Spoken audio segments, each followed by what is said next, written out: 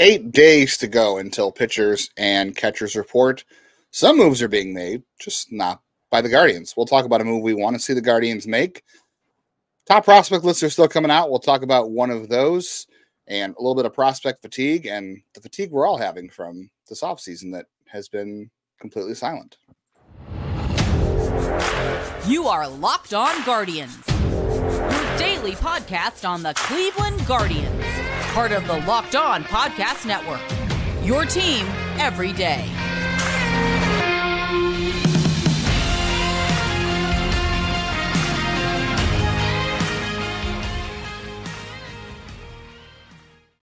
Hello, everyone, and welcome to the show. I want to start off by saying a quick thank you to Brown and Guards fan 126, SW Baylor, Taylor S0421, Nolan Dasick, one of our everydayers, Nolan, and Sizemore 24. I think this is about his 20th retitling of his review. Appreciate all of you jumping in and leaving a positive iTunes review after someone decided they wanted to leave a non-positive review. So we appreciate all of you jumping in. All of you are likely everydayers. I just know Nolan from our interactions. And I want to take a moment and say today's episode is brought to you by FanDuel. Make every moment more. New customers join today and you'll get $200 in bonus bets if your first bet of $5 or more wins. Visit FanDuel.com/lockedon to get started today. It's always nice to have some positivity in a world and time that feels very much stuck in the negativity. And speaking of positivity, I don't know, it felt like this Keith Law list, depending on how you want to look at it. I do want to say, I think that MLB did it perfectly with putting Daniel Espino at 100. I just have a hard time with him going from the best pitching prospect in baseball to, I know it's a scary injury, but we're going to completely remove him from all lists and pretend he doesn't exist like he committed a terrible crime. But if you ignore the Espino of it all, I thought these, I know Chase the Ladder, people have issues, but Manzardo and Rocchio, this felt like a very positive ranking compared to the field. It was Rocchio. If you haven't noticed, we are back 5 days a week in Locked On Guardians. We free everywhere you get podcasts, and we cover the Guardians every day. If you are new here, that is Jeff Ellis, your main host. I'm co-host. We're both main hosts. We're both main hosts. However you want to label those things. Jeff's been here a lot longer than I have, but we've both written about prospects in the draft for quite some time. Jeff more the draft, me more prospects, and going on my second year here with you, Jeff. All right, so Rocchio ended up 13th on Keith Law's top 100, which is he's the only one to rank him number one. That's aggressive. Yeah, everybody else had well, what did Baseball America have? Did I mess that up? Did Baseball America have Rocchio number one? They might have. I don't know, but like anyway, 13th, no matter how you view it, is an aggressive placement. For sure, top 100. And I think that bears the question, too, is that he's fallen other places. And I also want to point out, I agree with you, shocking, because we never agree on things, about the Espino thing. And some of that is due, you're right, the injury is fair, but also a lot of people rank prospects because Chase Lauder was number one for Baseball America. Rocchio was number two, so he was higher. He was high there. But some people tend to rank prospects like with the backup quarterback theory, right? That's what I like to call it. Is this guy hasn't failed yet, so he's going to be ranked higher. Espino hasn't really failed. He has been dominant everywhere he's gone. We weren't planning on talking about Daniel Espino a lot, obviously, but he has been good everywhere he's pitched. He just has been hurt. But Rocchio, I don't want to say he's failed. He hasn't failed. It's not like he's ever had a year where he was just absolutely horrible. His first AAA stint of 33 games was definitely underwhelming.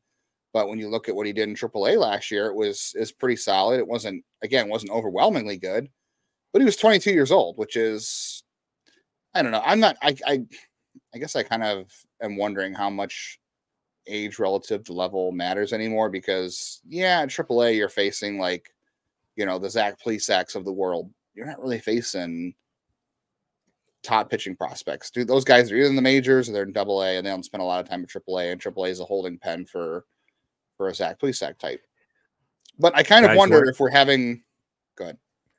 The guys who just aren't good enough. It's AAA is quad A anymore. It is full of those guys who can pitch and can help you in a pinch, but go and look at everyone being added to minor league deals right now, and that is what AAA pitching is. Right. Jaime Barria and all that stuff, yeah. But Rocchio being 13th on Keith Law's list is probably a surprise to some because everybody's higher on DeLauder or we're higher on Manzardo, and some people still like Espino, and that's really all you're going to do for the number one prospect. Like, I don't think anyone's got Brito or Velasquez at number one at this point, but I kind of wonder if we've had some prospect fatigue on Rocchio, and this tends to happen. We've talked about it a little bit with George Valera at times, maybe Nolan Jones. That happened to him. Rocchio signed at 17. He was kind of I don't want to say he was I don't think he was the gem of the class or the highest paid player in that class, but he was highly regarded, and he's been pretty good and highly regarded and ranked every year since 2018 on most lists. So you're going on 18, 19, 20, 21, 22, 23. You're going on year 7 of Rocchio being in the system as a prospect. Most guys, they graduate after 7 years. So when you've been ranked that long or you've been around that long, if you haven't graduated, sometimes you suffer from prospect fatigue. Sometimes it's deserved because maybe you should have graduated at some point. But also, Cleveland hasn't exactly given Rocchio a chance or any kind of rope to do so because they spent way too long on the shortstop who will not be named on this show. So I don't know. Have we had fatigue on Rocchio?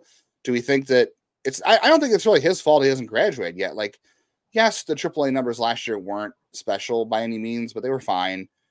He's still a good prospect, and Cleveland just hasn't given him the opportunity to run with the job yet. He had 86 plate appearances across like 3 call-ups last year.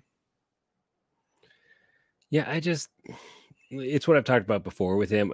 There is some prospect fatigue, but he's not an above average, he's not a plus defender. It's one of the things Keith talks about in there. And it's his defense is kind of, I don't know if I want to say regressed. It's not what we thought it would be. And it's a very limited profile, right? Like you're hoping he's 50s everywhere. And if, maybe a 55 if you're lucky, but if those areas don't come together, then you're stuck with a backup who's not necessarily a guy who has experience. It's kind of the downside, right? Like this guy doesn't have experience playing anything other than short. So he's not even a utility guy on the fly. He's a shortstop or nothing right now. And 13 feels aggressive. He played plenty of second and AA in 2022. I mean, 44 games there.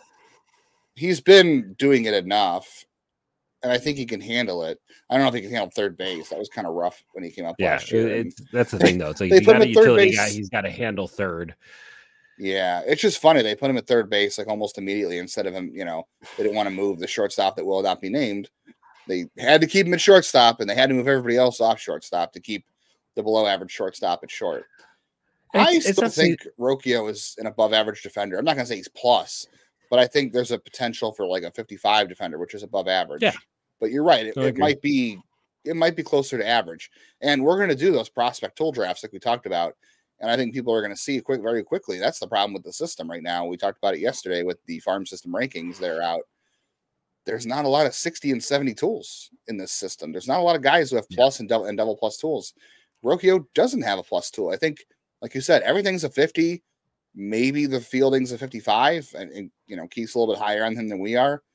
But I do wonder if we have had some prospect fatigue on Rocchio because of how long he's been around and how I don't want to say Cleveland's blocked him because he got to AAA at 21. Now, other organizations are more aggressive. Obviously, Cleveland's very conservative. He might have graduated in other systems by now, but he did get to AAA at 21. That's a reasonable age to get there. And his first taste of AAA wasn't special. And then you also have to factor in, he's kind of following Lindor too, right? Like everyone's like, oh, he swings like Lindor. He has mannerisms and motion and athleticism like Lindor. Like everyone wanted to compare him to Lindor. And that wasn't fair for Rocchio. Lindor was special. That's not fair to him. So I wonder if some view of Rocchio has been tinted by how long he's been in the system and following Lindor and people comparing him to Lindor based on his swing and some mannerisms. I've had my ups and downs just in terms of my evaluations with him. And, I think he is kind of where I originally had him, which is good, not great, a chance to be a solid regular, but also a chance to be not much more. And again, this isn't necessarily to dig on him. It's just weird to see him ranked as a 13th best prospect in baseball. I mean, clearly Keith Law thinks he's going to have plus hit, plus defense, which is just, more power to him. He has a different. One thing I do like about Keith Law is he has his views and he takes big swings and he doesn't always have to go with consensus. So I do appreciate that. It's an interesting list. I hope he's right. Yeah, I think everybody hopes he's right because that means he'd be a really good player. And I think he can be a really good player. I think he can be a league average shortstop. And that's not just defense, that's just the whole package.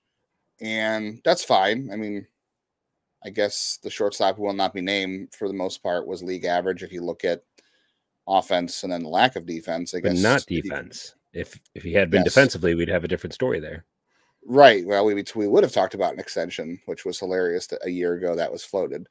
I still can't get over that one. I don't know. I think it's worth. I mean, look, you can't really discern anything from spring training battles. Like, I am not looking forward to any sort of narrative in spring training that's like, oh, Rocchio went 3 for 4 today and Arias went 0 for 2, so Rocchio's ahead in the shortstop battle, because that's all crap. It is. It's just crap.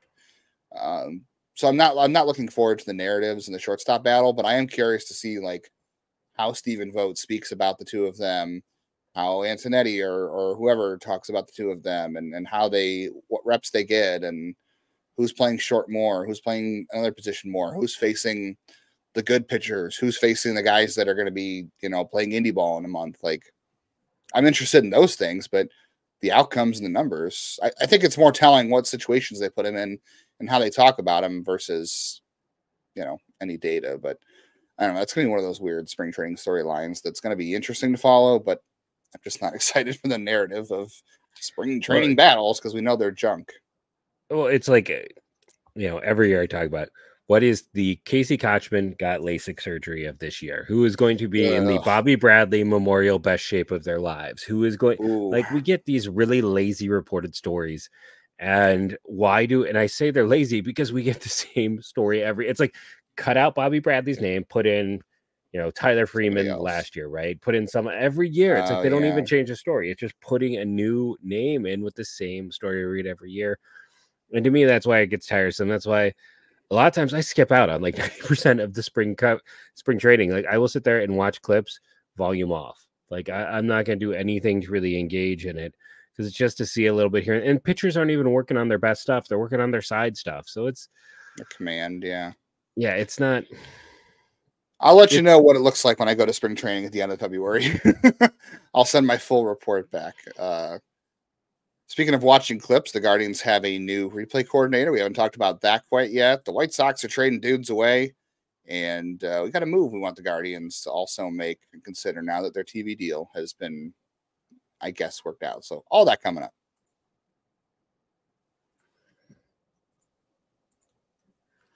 We're going to talk about our good friends over at eBay Motors. Passion, drive, and patience. What brings home the winning trophy is also what keeps your ride or die alive. eBay Motors has everything you need to maintain your vehicle. Level it up to peak performance, from superchargers, roof racks, exhaust kits, LED headlights, and more. Whether you're into speed, power, or style, or all three, eBay Motors has you covered. With over 122 million parts for your number one ride or die, you always find exactly what you're looking for. And with eBay Guaranteed Fit, your part is guaranteed to fit your ride every time or your money back. Because eBay Motors, you're burning rubber, not cash. With all the parts you need at the prices you want, it's easy to turn your car into the MVP and bring home that win. Keep your ride or die alive. An expression taken from motorcycle racing or riders and or Bonnie and Clyde at ebaymotors.com. Eligible items only, exclusions apply. eBay Guarantee Fit only available to U.S. customers.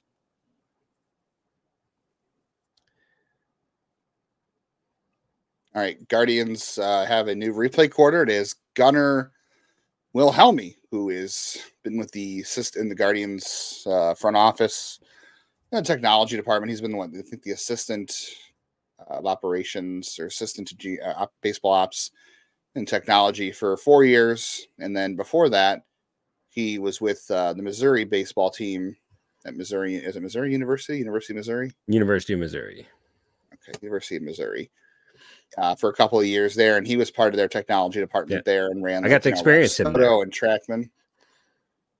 Yeah, Saris wrote a good article before the pandemic, like it was like February 2020, and talked about Missouri getting their like lab and their data program and their analytics program off the ground. And Gunnar Wilhelmy was a big part of doing all that.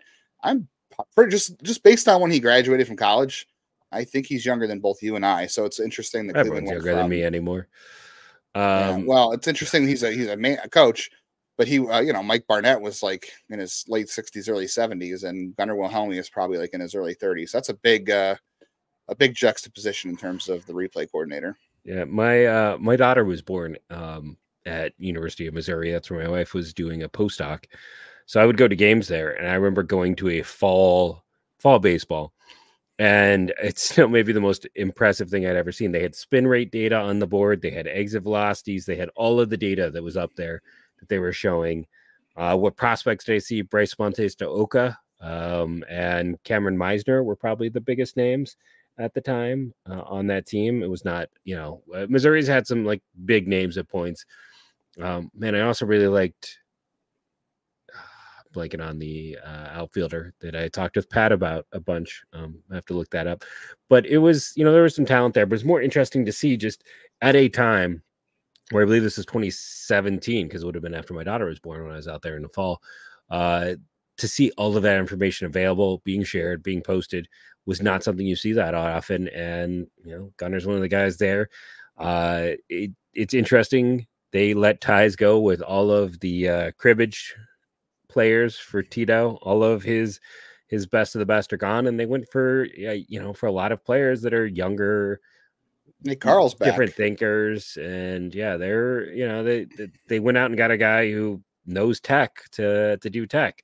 I'll say the guys replacing actually did a good job in terms of the data. We went through and did those numbers if you want to go back and listen to that episode. But they're protecting the young minds in their system. There's been so much brain drain and so much hiring from this organization that I think when they see talent, they're starting to move them up a little quicker just so they can protect them. Like there is a world where you and I have talked about, like maybe Rigo isn't let go if it isn't that they're afraid they're going to lose Brad Goldberg and they have to get him a job on the team. Like I think this is just the case. They see a guy that they think is very intelligent, is going to bring a lot to this organization in a lot of ways. He is a coach. He's a replay guy, but he's also a coach. And there might be things they like that he can do in terms of, I feel like in that Saras piece, one of the things he was really good at was taking all of that data and making it understandable to the players. Like he was a translation point. Which is everything these days in terms of data. And it's not just knowing the data, it's how to market it to the rest of your team. A lot more college programs are sharing that data and pushing it, and they're willing to promote their brand and their team and their data, unlike some people who are not interested in promoting their brand and their players and their organization. It's nice to see. I don't know what organization would sit there and not be interested in promoting their brand and or letting them go on podcasts they might want to go on. I don't know. It seems like an interesting decision, but you just think all exposure is good exposure. Yes, all exposure is definitely good exposure. And well, I guess no. I'm not going to make the joke relating to the Rays. That just I'm not going to make that Rays related joke. It's a family show. But no, the promotion of all that stuff is fun, and I'd like to see more teams get in on it when it comes to data or information or people, and getting people in front of a camera or a microphone, or just putting stuff on Twitter, even, as we've seen, has caused quite a stir in the last week. Maybe teams should be more receptive to that. We want the Guardians to be receptive to one move that could be interesting for them in the offseason now that they have quote unquote settled their TV contract. We still want to talk about the White Sox trades, and we want to talk about 8 days till spring training opens up for the Guardians, all coming up. Before spring training gets here, this is what I like about the Super Bowl, right? I'm going to start this off right away. My favorite part about the Super Bowl is when it's over, it is officially time for baseball. That's usually what it signals to me. But happy Super Bowl to all those who celebrate from FanDuel, America's #1 sportsbook. After you have bet on all the games, you've had your favorite food, you've rated the commercials on how good they were, how bad they were. It is time for spring training. But FanDuel has a lot of ways for you to end the season with W or 2 or 3. So not only can you bet on who will win Super Bowl 58, FanDuel also has bets for which players will score a touchdown, Travis Kelce, how many points will be scored, and so much more. New customers, join today before the Super Bowl. Join. You will get $200 in bonus bets if your first bet of $5 or more wins. So place a $5 bet, win that bet, get 200 bonus bets, enjoy the Super Bowl, buy tickets to spring training, and go see players that aren't allowed on podcasts. Just visit FanDuel.com/lockdown to sign up. That's FanDuel.com/lockdown. Make every moment more. FanDuel, an official sportsbook partner of the NFL. Well, we know this player. This player probably wouldn't be on the Guardians, let alone allowed on the podcast. Brandon Woodruff. This is a guy we've brought up off the air, and finally, after we were just kind of bantering around, like, what are we going to talk about tonight? Because we're back 5 days a week. Brandon Woodruff, as we know, has had shoulder surgery. He is out all of 2024. The Brewers were forced to non-tender him because they couldn't trade him because nobody wanted to trade for him. So now, essentially, what has to happen is a team is going to come in. I assume someone's going to sign to a 2-year deal, right? I can't imagine he's going to sit all year without a contract, is he? And then you're hoping that next year he comes back and looks really good. I like Brandon Woodruff a lot. He has had a really good run. And you were kind of down on Corbin Burns, although Woodruff's had some injury issues. But every year, Woodruff's ERA has gone down since he's entered the majors. The problem is he has not been all that healthy. He has a career high of 179.1 innings in 2021. But I'm all for a pillow deal for Brandon Woodruff for the Guardians. Get him in this year, rehab him. I know shoulders are scary. We talked about with Espino. Get him in here, rehab him. And then in 2025, if he comes back healthy, you've got a guy who could be a top of the rotation arm or just somebody who is a good major league arm once you've maybe moved on from Shane Bieber. Yeah. I think when you're looking at this, just getting the black licorice out of my mouth there. And this podcast is over. Thank you for listening. I'm doing my part to keep bits alive. Chug some eggnog while you're at it. I've done that already on this show. I'm sure it's still good for Christmas. Yeah, it's fine. Eggnog never goes bad. What do you mean? Oh, God. Tomorrow's show, you're alone. Sadly, Jeff passed away. Death by eggnog. But to get back to what we're talking about with Woodruff here, I still can't get any guesses. Is it a 2-year, $20 million contract? It's 10 per year. Is it 2 at 25? I don't know. I'm terrible at contracts. What I do know is they have a pretty good set 5 right now. You're hoping Cantillo can step in at some point, and especially if Bieber pitches well, you maybe flip him. Then you have Woodruff ready to move into your rotation next year. And because he was not offered a qualifying offer, you can still recoup a draft pick as well. There's additional value in him because specifically for a team like Cleveland, because you get first rounders when you lose talent. So if Woodruff comes back, pitches well, not only do you get the benefit of him pitching well, you could either flip him at the deadline. If he's pitching well, he's still going to be worth more than a first, or you could play out the year if you're in contention, keep him in place, and then net another first rounder because of it. So when you look at what's left, I mean, there's actually a decent amount of bats. Like Adam Duvall, I think would be great on this team. JD Martinez, he's only a DH. That makes it more difficult. But there's still hitters available. But if you're not going to jump into that market, Woodruff, in terms of ceiling, it's going to be hard to match. Pitching is so hard to come by. If you give him the pillow deal, you work with him, and you maximize his effectiveness, he's going to be a very good pitcher. And he's going to net you a pick or prospects when you flip him if it's that situation. I would hope in 2025 that the Guardians are in a position to add and not subtract. Yes, agreed. At some point, we'll have to have a conversation about we've had conversations about what direction this is going in, and I hate the word windows, but talking about it's Guardians the race to direction the and middle at all times. It is a race to the middle and hope to get lucky. Because let's be honest, like yeah, Arizona got lucky against the Dodgers last year, and that's why they made it. You're not going to have they Mookie got Betts and in. Freddie Freeman have that postseason any other time.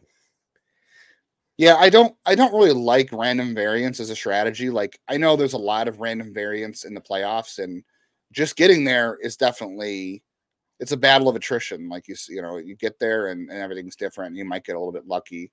I like having a team like, you know, no, the Dodgers are the Dodgers. Like, they're the only team that is doing this kind of stuff right now, unfortunately. But, you know, there are still ways for you to maximize your roster and try to win in the playoffs and take advantage of the talent you do have. And I would hope in 2025, Cleveland is in a position to add to their roster to make a deep playoff run, not just make the playoffs and, you know, flip a coin and hope it comes up on our side.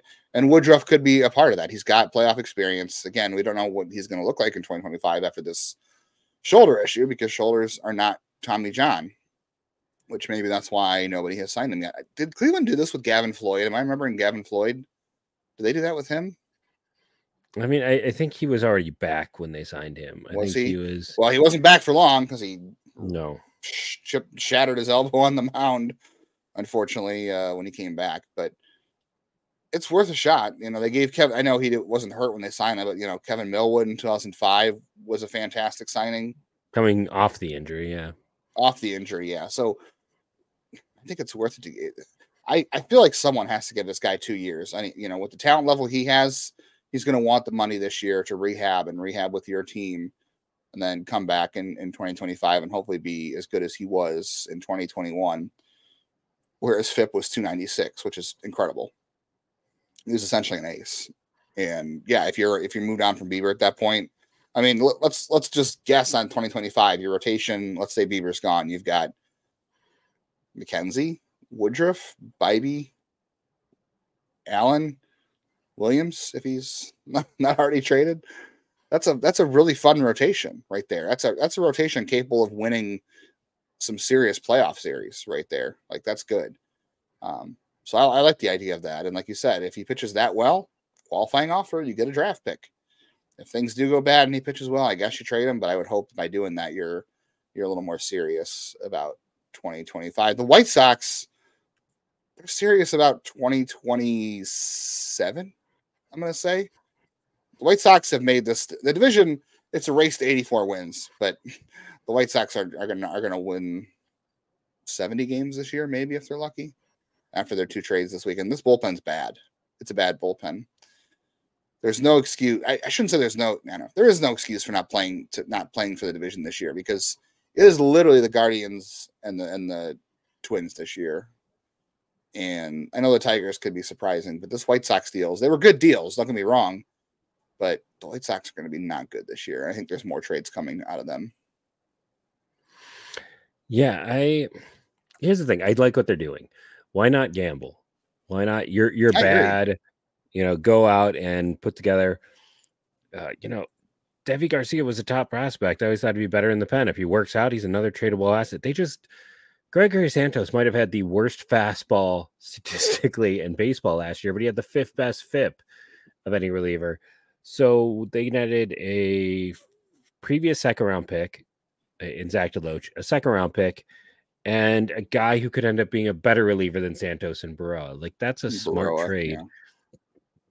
And they need to make more of those. And it's just a weird team. Like, Gavin Sheets is a major league player. He's an everyday player for someone. He's a 2nd division regular. Andrew Vaughn is not quite turned into what, you know, he was a guy I loved. But you also got Eloy Jimenez. They got too many DHs. You know, figure something out with that. But adding a Dominic Fletcher, adding a Zach DeLoach, these are interesting moves. And I like that they know where they are. And they're, you know, this isn't the weirdness of Oakland giving Alex Wood $9.6 million and then taking, you know, $4 million of Ross Stripling's contract just to be really bad. This is a team that's making some wise moves on the corners to get more trade value and trade assets. Yep. 2027, and the Royals are on year 8 of a 20-year rebuild. 8 days. And real quick, real quick, I got to point out for all of my comments yesterday on the Royals, 0 Royals on Keith Law's top 100. So again, really an ugly situation there. Yeah, it's not good, but they got Bobby Witt for a lot of money. So there's that. They overpaid Bobby Witt for that. I'm sorry. Yeah, 8 days till spring training. I know who Jeff's favorite number 8 is, but Jeff, who is the current number 8 on the Guardians? Jose Tena. Oh, you cheated. You looked. Well, it's because I looked up the whole list, so I could tell you that Jason Michaels was number 8, Jeff Leafer, Adam Everett, Jordan Luplow, Gabby Arias was 8 before that, Von Hayes. Where's some of the Adam other Everett. ones? How'd you skipped Adam Everett? I mentioned Adam the master Everett. of the. Did you mention Adam Everett? What a guy that was. Probably the best one is Luke Sewell, who was a Hall of Famer. Ken Keltner, who's in a lot of the record books. Ray Fosse, who is one of my dad's great what if players. Alan Ashby was here for a while. Ray Boone's a legendary. Mickey Vernon. Okay. Yeah. I know your favorite player was Albert Bell. Yeah. At least I loved Albert Bell as a kid. That was my first crushing loss of an athlete leaving town. Was Albert Bell. That was as I want to say, like, as a kid, but what, he left after the strike year, right? Yeah, so it was after 96. So I was like 16, but that was yeah. I don't know, Albert. Go look up his numbers. If he doesn't have a degenerative hip disorder, that dude's in the Hall of Fame. He was hitting 50 home runs. He thinks he should be in the Hall of Fame still. I mean, he's got better numbers than a lot of guys in there. He said he has better numbers than Mike Trout, which is not true. It's not true, but like Jim, better numbers than Jim Rice. Yeah. Oh, yeah. If you haven't had a chance, go listen to Chris Rose's interview with Albert Bell. Really great interview about talking about his contract status with Cleveland, being booed here, and all the things that happened here. A lot of it, I think, we didn't have a good picture of, and some of that was because Albert Bell wanted to be somebody that he, on the field, he wanted to be a certain way. So go listen to the interview. A lot of good insights there. Come back and listen tomorrow. I don't know what we have planned yet, but we do have our prospect draft coming up. We do have our tools draft coming up. We've got college, high school, All-American lists we got to talk about. We're going to have Carlos Collazo from Baseball America on next week for, I think, a two-parter. It'll be 2 days. And then we got our buddy Andre Knott from Spring Training who will join us after that. So lots of good things ahead, Jeff. And we got Beanie here to remind you to rate and review daily. Download it helps, and go Guardians, go.